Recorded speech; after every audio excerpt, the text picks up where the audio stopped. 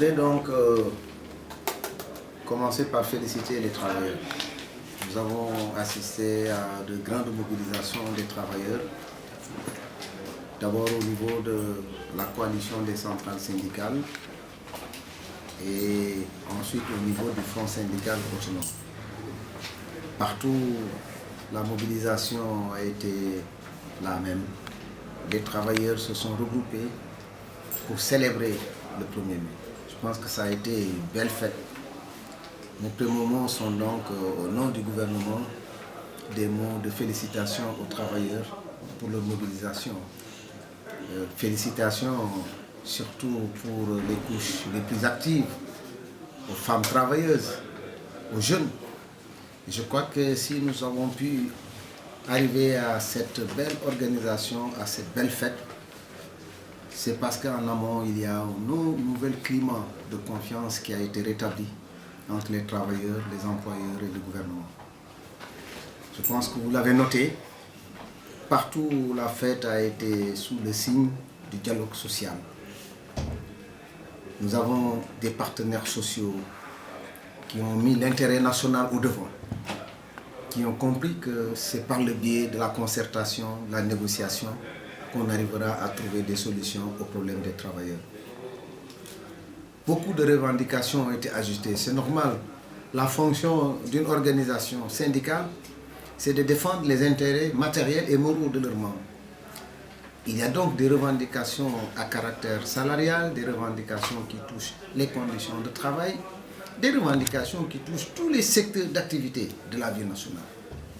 Je pense que cela est important parce que le gouvernement est ouvert et il a manifesté à plusieurs reprises, notamment en exploitant les derniers cahiers de doléances que les centrales syndicales avaient déposés le 1er mai 2013. Je pense qu'à ce jour, on a déjà, avec les partenaires sociaux, organisé plusieurs séances de négociation dans 7 commissions de travail qui ont bouclé leurs travaux. Et nous avons, avec les partenaires sociaux, animé la commission technique qui a eu à faire la synthèse de ces revendications. Je pense qu'on s'achemine vers une séance plénière qui nous permettra de tirer les points d'accord et de voir comment poursuivre le travail de réflexion.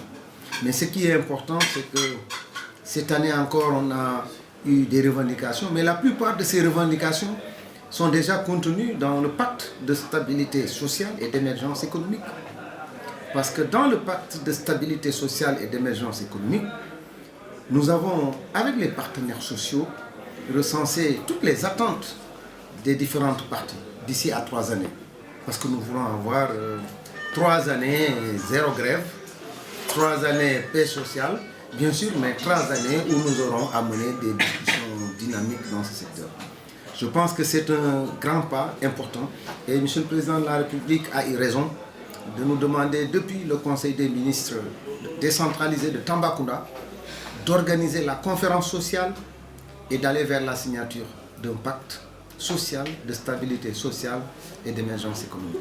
Aujourd'hui, de nouvelles perspectives sont ouvertes et nous sommes en train de poursuivre le travail pour que les engagements que nous avons pris dans le pacte, qu'on essaie de transformer cela en action, et ce qui fait l'objet du programme d'action dont la première phase vient d'être finalisée et que les travailleurs eux-mêmes déposeront entre les mains de M. le Président de la République. En tout cas, c'est une nouvelle ère qui est ouverte, une nouvelle ère qui privilégie le dialogue et la concertation dans le traitement des questions auxquelles le Sénégal est confronté. La situation des travailleurs est une situation complexe, des problèmes difficiles persistent, mais le gouvernement a fait des efforts et ces efforts, le gouvernement est prêt à les renforcer pour améliorer toujours davantage le pouvoir d'achat des travailleurs. Monsieur le Président l'a déjà suffisamment fait en faisant le raccordement, une baisse sur la fiscalité sur les salaires, ce qui représentait près de 40 milliards qui ont été redistribués aux travailleurs. Sans compter la baisse qui concerne le prix du loyer. Si vous y ajoutez les différentes baisses qu'on a faites concernant les denrées de première nécessité, vous comprendrez qu'il y a un pas important. Assez souvent, on ne le mesure pas. Mais vous savez, par exemple, pour le riz brisé qui est à 260 francs au détaillant, comparez-le avec le prix de 2012.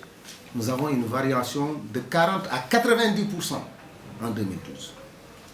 Si vous regardez l'huile en fût en dosette, qui est actuellement à 900 francs, si vous comparez avec le prix de 2012, nous avons une variation de 200 à 300 francs.